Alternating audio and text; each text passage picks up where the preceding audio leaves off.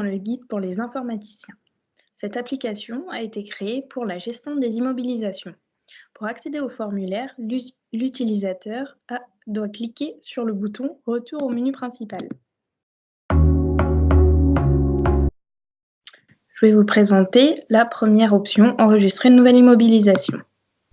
L'utilisateur va renseigner tous les champs de saisie, puis cliquer sur « Valider ». En cliquant sur « Valider », toutes les informations vont aller s'enregistrer dans la base de données, qui est un onglet masqué pour l'utilisateur. Ainsi, tous les champs vont se renseigner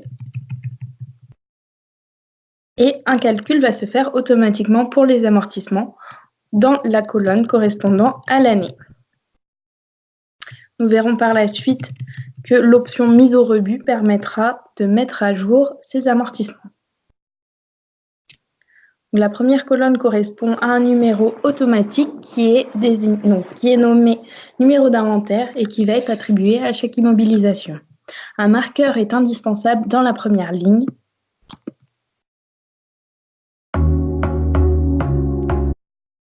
Dans la première option, enregistrer une nouvelle immobilisation. La catégorie est disponible dans une liste déroulante. Afin d'ajouter une nouvelle catégorie, vous pouvez vous rendre tout simplement dans l'onglet Liste, qui est masqué pour l'utilisateur, et ajouter la nouvelle catégorie souhaitée. En retournant par la suite dans le formulaire, la nouvelle catégorie est disponible. Donc, comme indiqué précédemment, il y a une option de mise au rebut. Ainsi, l'utilisateur va cliquer sur ce bouton, sélectionner une immobilisation, soit par le numéro d'inventaire ou encore par la désignation, par exemple machine, puis cliquer sur valider. Tous les champs vont s'enregistrer, ils sont simplement extraits de la base de données que l'on a vue précédemment. La localisation peut être modifiée et l'immobilisation peut être mettre au rebut. Si l'utilisateur clique sur mettre au rebut, alors dans la base de données, s'il y a des amortissements en cours, ceux-ci seront tout simplement réajustés. Par exemple, si la mise au rebut a lieu en 2019, l'ensemble des amortissements prévus après l'année 2019 vont être mis à l'année 2019. De plus, dans la colonne mise au rebut, l'année de la mise au rebut va s'afficher. De plus, il faut préciser que l'année de mise au rebut se met automatiquement à l'année en cours, par exemple 2019 pour cette année.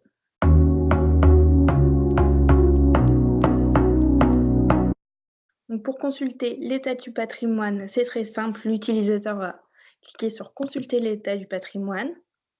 Il peut consulter deux éléments, la liste des immobilisations. Il va être ainsi redirigé vers Excel.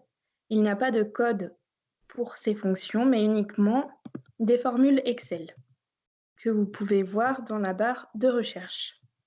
Il s'agit souvent de recherches V qui vont chercher les informations directement dans la base de données. Des informations élémentaires ont été également codées avec des fonctions SI. Et le tableau d'amortissement est disponible. Dans cet exemple, il n'est pas disponible puisque c'est un terrain qui est non amortissable. Mais si on change et qu'on choisit par exemple une machine à gaufres, le tableau d'amortissement est automatiquement disponible. Le deuxième état du patrimoine est la synthèse. C'est également des fonctions Excel. L'utilisateur peut choisir l'année qu'il souhaite et toutes les fonctions vont se mettre à jour automatiquement. Il y a toujours possibilité de revenir vers le menu principal. En tant qu'informaticien, il est important de savoir que certaines lignes ont été masquées dans la synthèse du patrimoine et dans le tableau d'amortissement. Pour consulter ces lignes masquées, il est conseillé d'ajouter l'en-tête. Pour le tableau d'amortissement, certaines colonnes ont été masquées. Il suffit de les afficher. Il suffit de les afficher pour faire apparaître les différents éléments du calcul, puis de les remasquer pour pas que l'utilisateur ne puisse les modifier. C'est donc une sécurité. De même pour la synthèse du patrimoine, des lignes ont été masquées.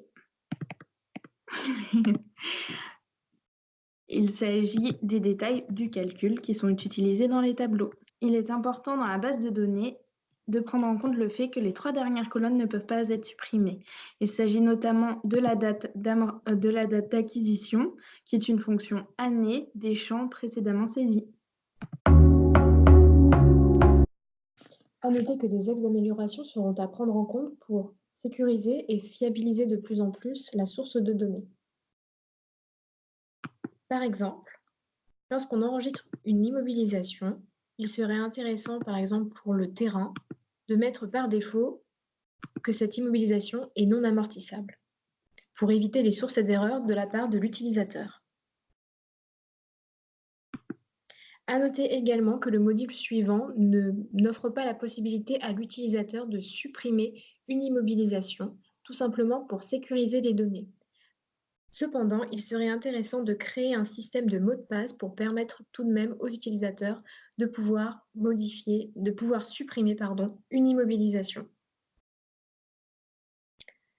Enfin, toujours dans le module Enregistrer une nouvelle immobilisation, il serait intéressant de créer une liste déroulante pour standardiser la localisation.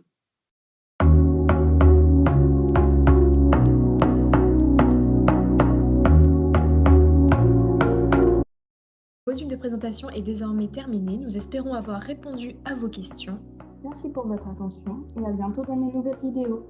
Cette vidéo vous a été présentée par Black Swan ERP avec Apolline Beneteau et Morgane Lambert.